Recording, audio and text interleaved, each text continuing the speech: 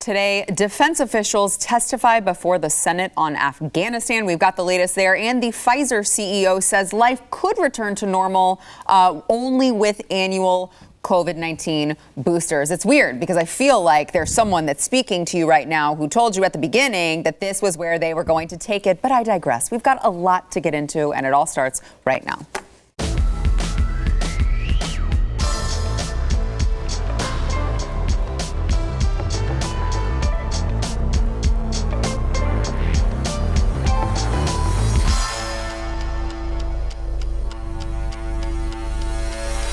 Hey, welcome to the news and why it matters. I am Sarah Gonzalez, today joined once again by your fan favorites, BlazeTV contributors, both Jaco Booyens, host of the Jaco Booyens Show. Thank you for being here. Also Eric July, host of For Cannon's Sake. Young Rippa 59 on YouTube. Thank you as well for being here.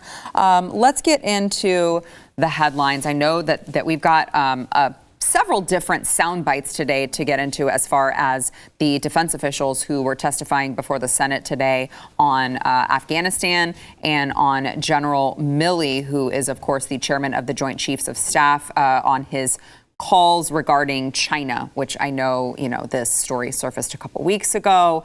It was pretty damning. So we will get into all of that. So, of course, they were all testifying before the Senate on Capitol Hill. It's interesting because if we could just, let me do it in this order. Let's listen to Joe Biden back in August, when he told George Stephanopoulos in an interview, because this is what a lot of the testimony circled around, in an interview, that he was just listening to what the generals around him were saying as far as Afghanistan, pulling all of the troops. And he said no general advised him to keep any troops in Afghanistan, with a little caveat there. Listen to Biden. No one told, your military advisors did not tell you, no, we should just keep 2,500 troops. It's been a stable situation for the last several years. We can do that. We can continue to do that. No one said that to me that I can recall. Oh, that you can recall. Well, I don't think the man can recall what he had for breakfast in the morning. So that's a really cute little caveat to put in there just for like, just in case. Well, I said that I can recall. You all say I have dementia, so you have to believe that I can't recall much these days. But so that was Joe Biden back in August, 2 months ago, yeah. a month and a half ago. So here is General Milley today in the Senate hearing saying that he believed that Joe Biden should keep 2,500 troops, which I'm not good at math. I say this often. I'm not good at math. I think 2,500 troops is, in fact, much greater than zero. That he should keep 2,500 troops in Afghanistan. Listen. Yes, my assessment was back in the fall of 20, and it remained consistent throughout, that we should keep a steady state of 2,500, and it could bounce up to 3,500, maybe something like that, in order to move toward a negotiated gated solution. Did you ever present that assessment personally to President Biden? I don't discuss exactly what my conversations are with the sitting president in the Oval Office, but I can tell you what my personal opinion was, and I'm always candid. I mean, I feel like if he hadn't discussed it with him, he would have just probably said no. But that's just my personal opinion, which I do share. Yeah, but it's not just Milley, though. It's McKenzie as well. Mm-hmm. I mean, it's corroborated by two parties. And exactly. So let me get into that, because we have that one next. So General Kenneth McKenzie, is following up on all of this, says that he was actually present when General Milley and others gave their recommendations, and that he's very confident that Joe Biden heard them. Watch. Did you talk to the president about General Miller's recommendation? Sir, I was present when that discussion occurred, and I'm confident that the president heard all the recommendations and listened to them very thoughtfully.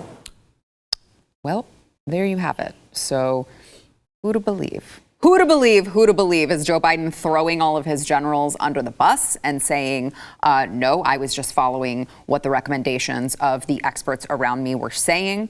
Or are the generals telling the truth when they say we never told him that he should pull everyone? We said that he should keep 2,500 troops in Afghanistan. Gentlemen, your thoughts? You got two generals here. One is a little more forthcoming and talks about the conversation that was had with the president. The other one is suggesting that, listen, we told the man, my opinion in the fall of 2020 already was 2,500, 3,500, but I'm not going to discuss what I said or didn't say to the president. I want to get back to that later when you cover another story, right? Just to show the man's lack of spine. This is Milley I'm talking about, right? Because there's another instance where he's so quick to talk about what he's discussing with the president. But the issue here for me, this is very serious. I mean, we joke around vaccines and COVID. We're starting to talk about generals and military advising a president, and a president going against what he's advised to do, clearly has, with American lives at stake, and then just go, oops, I can't remember. Now, the fact of the matter probably is, Eric, that he really can't remember. I know, it's like, that he I'm really torn can't here. remember. I'm torn here. I actually believe him that he really can't remember. Can't recall. And then he can't recall. I can't recall that he truly cannot recall. Okay, so you're unfit to be the commander-in-chief of the United States. Is that what you're saying? Because if you can't recall what two of your generals are corroborating that they spoke to, and one says, I am certain that he basically weighed the options and still decided to just leave Americans behind, this is a serious moment that we need to pause and say, okay, hold on one second. This is an admission to I'm unfit to run, as president of the United States. Yeah. So backtracking just a little bit, Milley was saying that he had been pretty candid about what his position was. In itself, that's an admission, as far as I'm concerned, that the president knew, or we're talking about Biden, knew exactly what his position was. And it doesn't matter because McKenzie in itself just said, I don't care. Right, I'll throw everybody. yeah. Exactly. I'll throw everybody I'm going in there. Every man for himself, all right? At this point, it is every man for himself. So I throw everybody out of the bus. Not only did Milley tell him that I was there. And the president was well informed. Exactly. So he was informed. He wanted to make sure that he had no part of going down with any sort of ship. So really what the discussion is did he just take that information and say, all right, thanks, I'm going to do something completely different?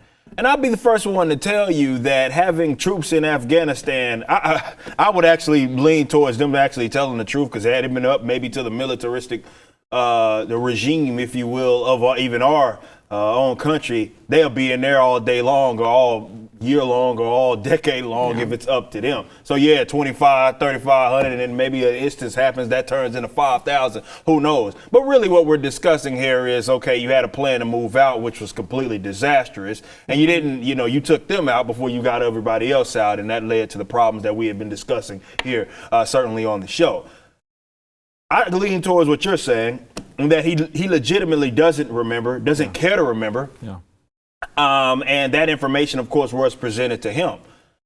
His intellect or where his mind is at, Joe Biden, look, I know that we make fun of him for it, and I will continue to do that, to be fair. But on a serious note, we can't leave that out of the realm of possibilities, that he legitimately does not recall having that conversation. Like, if Joe Biden is ever on trial, there is reasonable doubt that he genuinely 100%. does not remember anything. 100%. As much as we would like him to know, because at least it gives us a way to say, okay, he's being negligent or something of that nature, maybe even being just straight up evil. Right. But he does have an out, but it's a reasonable out, that this fool just don't recall anything. But he also could have just made a bad decision as well. Let me, Jaco, I know that you mentioned the other part of this testimony, which was General Milley. We are going to go to break in a second, but I do want to give you a chance to comment on that because it was very interesting. General Milley was defending making the 2 calls to his Chinese counterpart. There were a lot of people who said that he was disloyal to President Trump because he had said that he would basically give China a heads up if anything were to come their way. Now, he said in the hearing today that it was much, much different. Here is his explanation for that. Listen. With respect to the Chinese calls, I routinely communicated with my counterpart, General Lee, with the knowledge and coordination of civilian oversight. I am specifically directed to communicate with the Chinese by Department of Defense guidance, the policy dialogue system. The calls on 30 October and 8 January were coordinated before and after with Secretary Esper and Acting Secretary Miller's staffs and the interagency. The specific purpose of the October and January calls were generated by concerning intelligence, which caused us to believe the Chinese were worried about an attack on them by the United States. I am certain that President Trump did not intend to attack the Chinese, and it is my directed responsibility, and it was my directed responsibility by the Secretary to convey that intent to the Chinese. So much different characterization there from General Milley. Yaku, you brought it up. I know we got to go to break, but I'm going to give you the last word on this. I'll be real quick. He doesn't want to talk about what he said to Trump, but he's willing to call China about what's discussed with Trump and not with Trump. So there where lies the loyalty, number one. Okay, there it is. It's just out there. I'm gonna tell the Chinese what Trump's doing, but I'm not going to tell you, Congress, under oath, right? My conversation with Biden. What I did with Biden. So there's your loyalties. But the issue is what he said in that conversation. He said, the president can't do this alone. I will not let this happen on my watch. You know, he will not throw a nuke. And the timing was interesting. The call happens 2 days after when? January 6th. January 6th. Okay, so January 6th, the posse in D.C. goes, hey, call our buddies in China and let them know the rumors, which maybe they started, right? We're not coming for them. And forget about Trump. Don't worry to consult him on this. He's only your president. So when the president of the United States, Donald J. Trump, said this is treasonous, it is. It is. You call our number one nemesis and give them information, right? And now you can't even tell America what you told the sitting current president? Come on. Yeah. A very interesting contrast there, for sure. Is almost like there is some sort of a deep state, but hey, I'm not a conspiracy theorist, and I really want this video to stay on YouTube. So I'm just going to say, certainly there's not. All right, we've got a lot more to come. First, we want to thank our sponsor, Built Bar. So if you like a good snack throughout the day, maybe you have a sweet tooth like me, but you don't want to expand your waistline while you are snacking, you got to try Built Bar. It is a protein bar, but it tastes like a candy bar. It is 180 calories or less, all of their flavors, and they've got that high protein, they've got the low sugar and the low carbs, and they've got a bunch of delicious flavors. One of my favorites is the coconut. Tastes like you're eating a Mounds candy bar, but like I said, you're going to feel like you're cheating on your diet, but you're not. You can still be healthy. All right, you got to check them out. Go get a mixed box if you're unsure of the flavor that you want to try. You can try them all. Go to built.com. Use promo code NEWS15. You will get 15% off of your first order only at built.com. Now, at the same time that Pfizer, which you may recall is one of the companies who is producing one of the COVID-19 vaccines. At the same time that Pfizer is testing an antiviral pill that could fight off COVID-19 infection among people who have a close contact that test positive for the virus, the Pfizer CEO is going on ABC News and explaining that, you know what, we could get back to normal in, I don't know, maybe a year. It is going to be a new normal. And by the way, you're going to have to continue taking your booster shots for COVID-19. Here is the Pfizer CEO. I agree that within a year, I think we will be able to come back to normal life. I don't think that this means that variants will not be continue coming. And I don't think that this means that we should be able to live our lives without having without having vaccinations, basically. But that's, again, remains to be seen. The most likely scenario for me, it is that because the virus is spread all over the world, that we will continue seeing new variants that are coming out, and also we will have vaccines that they will last at least a year. And I think the most likely scenario is annual revaccination, but we don't know really. We need to wait and see the data. I want to welcome to the program Del Bigtree. He is the host of the HighWire, and he also, Del, I'm sure you don't know this, but I actually am a big fan of yours. I've been following you for a very long time, since the movie Vaxxed, and went and saw the bus and met you at the time. I was just a mom trying to make the right decision for her child. So it's really great for you to be on the program. We're very happy to have you. Del, I want to ask you first, before I toss it to the table over here, how did we get to a place where natural immunity is not discussed, and we hear these people going on television saying, well, I mean, yeah, you're just going to have to get vaccinated for the rest of time?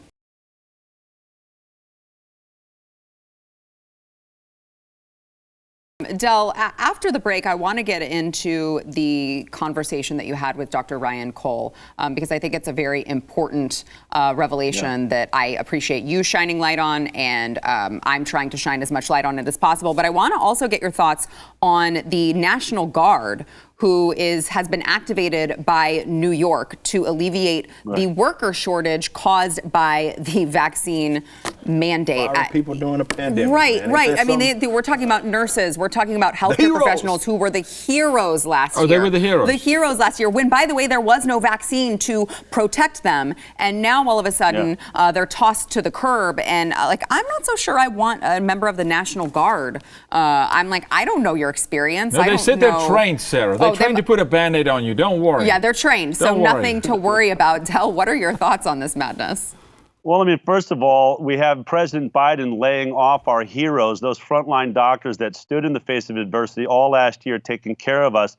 Let's lay them off, and let's take our military and turn them into scabs that show up to take their jobs. I mean, you want to talk about demoralizing a nation. No one has ever done anything as pathetic and disgusting as this president is right now. Yeah, it's so true. All right, well, Del, if you'll hang with us, I would really love to get into your interview with Dr. Ryan Cole. You know, we have this conversation often on the program about, hey, guys, there's no long-term studies to any of this. Just be aware. So I think your conversation was very important. I'm looking forward to getting into it with you after the break. First, I want to thank our sponsor of this segment, Novo. So if you are a small business, owner of a company, you're an entrepreneur, do you know the number one way to avoid unfair bank fees? Okay, it's very, very easy. Step one is you close your account with whoever you have. And step two is you open a new Novo free business banking account. They are the number one business banking app. They are built from the ground up to be very, very simple and free business banking. Money Magazine, by the way, called them the best business checking account of 2021. You're not going to find any minimum balances with Novo, any transaction limits, no hidden fees. You can sign up for free in under 10 minutes at banknovo.com/why. You'll get free ATM use with your debit card. It is very easy. It is very, very secure. And they have these built-in profit-first accounting and invoicing. Plus, you can tag each transaction and upload receipts. I'm just telling you guys, if you're an entrepreneur out there and you are looking for ways to be efficient and focus more on making money, which, let's face it, that's why you went into business, you got to try out Novo. By the way, they streamline with services like Stripe, Shopify, QuickBooks. That's also free. They offer over $5,000 in perks and discounts just for signing up. So go sign up. What are you waiting for? Go to banknovo.com/why. You will get a free copy of Novo's Small Business Starter Guide. That is banknovo.com/why. As I mentioned last segment, Del, who we have with us, Del Bigtree, is the host of the podcast and show, The HighWire with Del Bigtree. He recently interviewed Dr. Ryan Cole, who explained that he had been talking with some counterparts, some doctors over in, I believe it was Ireland, and they were seeing this unusual increase in cancer patients. They were trying to figure out why. And here is Dr. Ryan Cole on Del's show explaining how they can maybe make sense of that. Watch.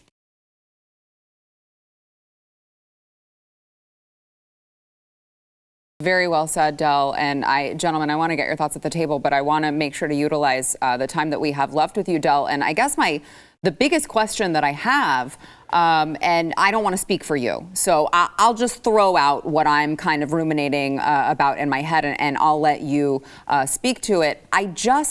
I'm hearing all of this. I'm hearing this from Dr. Cole. I'm hearing it from you. And all I can think of is this. How could this possibly be unforeseen? How could these people who are supposed to be some of the smartest people in the world, in the country, they understand how our bodies work better than myself? I won't speak for you because you are much more knowledgeable than I am, but then the average person, they're the ones who are supposed to be the experts in this. How could this have been unforeseen? This just feels a lot like malintent. I agree with you, but I try to avoid jumping to conclusions. I cannot, figure out what the, motivations are of people. I have had the opportunity to sit across the table from Tony Fauci, however, when Robert Kennedy Jr. was asked to mount a vaccine task force, we went and had a meeting with the National Institute of Health, Francis Collins, Tony Fauci is right across from me, and many of the luminaries of our virology department. And I will say this, and I said this to my wife, this was back in 2017. I said to her, after that meeting, I was shocked to find that these scientists and doctors, for the most part, really believe in what they're doing. And they just happen to have these incredible blinders to all of the side effects and all of the ways that they could overcome those problems. I said, but there's one guy in the room that didn't even seem human to me. I believe he knows what's going on here. I believe he knows how dangerous things are. And I think if there's anyone I've ever met that I could describe as being evil, it's the guy that was sitting across from me. I barely knew who he was at that moment. We all know who he is now, Dr. Anthony Fauci. I do think he is a part of something much darker going on here.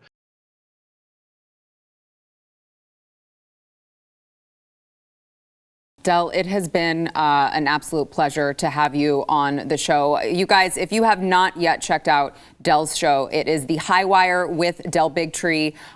He is an Emmy Award-winning producer. He knows his stuff. All right, I'm a big fan of yours. Like I said, Del, will you come join us again? Thank you. I would love to. And everybody check out the HighWire.com. We're doing it every week, and I'm handing all of my evidence to the audience. You get it in your hands. I'm all about transparency. I would love to do this again. Awesome. Thank you so much, Del. We'll see you soon. All right. Care. We have got to tell you before we go to break about fastgrowingtrees.com. Okay. Big box store experts are going to tell you that the best time to plant trees is like, well, I don't know, maybe in the spring, or I'm not really sure. Let me ask someone else. Actually, the best time to plant is fall, which means now is the time to go to fastgrowingtrees.com. You don't want to go to one of those big box stores. You bring something home, you lug it home. It's not even that healthy anyway. And you get a bunch of dirt and crap in your car that you're having to vacuum out later. No. Go to the world's largest online nursery. They've got a ton of different selections. You can go through and do a quiz and tell them where you live, what your soil's like, what your weather's like, and they will get you the best ones that will thrive in your area. They will deliver it to your door in 1 or 2 days. They've got it all. You got to check it out. It comes with like this root ball, and it's very, very easy. You just dig a hole, plant it in there. Everything is already in there. Cover it back up, and it should be ready to go. All right. Join over 1 million satisfied customers and growing now through November 30th. If you go to fastgrowingtrees.com/Y, you will get 15% off. That is fastgrowingtrees.com/Y. Obviously, a lot brought to the table there by our friend Del. Gentlemen, I want to get your thoughts. We've got a couple minutes left before we've got to take another break, but I do want to give you a chance to look, Del, I want to go somewhere Del didn't go, and just we skipped clinical trial. We skipped trial on animals because the animals kept dying, right? And we just jumped from animals to humans. And so this is me, Sarah. Okay, this is me. I have to believe that he was saying Fauci is the evil guy and those who control Fauci, and that's a small group, but they know. They know. And I am one of those, and it's not conspiracy to go, they know what this does to the human being. I mean, certainly if they don't, they shouldn't be the ones authoritating to everyone else and because what to do. They know, I'm telling you, and I am going to go to the nefarious route and go, that's the same crowd that believes we are overpopulated on this planet. That's the same crowd that wants to control people. They want slaves. They want minions, right? And so 100% do I believe they are killing people on purpose. And no, every doctor and a nurse down the line, okay, but at some point now also the evidence is coming out. So every doctor now should be asking real hard questions. Or they're complicit. And this is where people get uncomfortable. It's like for the greater good. That's what they think. This is what people get uncomfortable. It's like what I talk about with like teachers and stuff like that, because nobody wants to look at their neighbor, their friends, their family, and look at them and say that you're part of the problem. I've been saying on the show since March 2020 that when I started to see some of the ridiculous reactions that made no sense in the context of the rest of modern history, I thought something was up. So yeah, and if people that watch the show, they know that around that time later that year, I had did a long form video where I had said they're evil. And it rubbed a lot of folks the wrong way because they look at it like, they try to project their set of morals and ethics on bad people. And that's a recipe for disaster. Yeah. So when I looked at it, I'm like, okay, I know that you're doing something that is evil. I have to at least concede it. I have to at least admit it if I want to come to terms with the reality. But some people are like, well, unless it's this bad, why else would they do it? And if you're searching for the answer, eventually you're going to get to, well, they're just bad people. And that's something that's hard to react to, because what it does is it not only forces you to look in the mirror to see how you're complicit in it, it forces you to look at some of your family members in a completely different way. Just because they're all saying it, number one, does not make it true, nor does it mean that they're not evil sons of people. Sons of people. He censored himself. We didn't have to do it. All right, we got to take a break. We'll be back. Very close. They're sons of people. I actually think you can say that one. All right, don't forget to go check out Del Bigtree over at the HighWire.com. Make sure to check out all of his latest episodes. He's got great stuff there, things that other people are not saying. By the way, he's like banned almost everywhere. He can't get the message out in all of the usual places, which we probably won't be able to either. So I just want to just make sure it's important.